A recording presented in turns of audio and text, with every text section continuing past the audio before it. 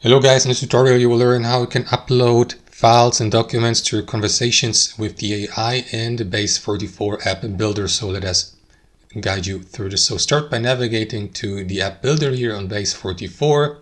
If you don't know how to do this, let me return to the home screen. So log into your Base44 account, click into this icon in the top left and choose your workspace.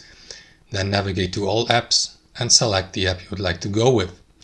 Now here in the app builder or designer, you will see this panel on the left hand side where you can enter your command. For example, as you can see, I've already created an app here for demonstration purposes using the help of the artificial intelligence. So you can enter your prompt here where it says, what would you like to build? So I don't know, build me a calendar or project planning app or something like that, and provide information. Now, let's say, for instance, you would like to have images or text documents included in a specific page of your app.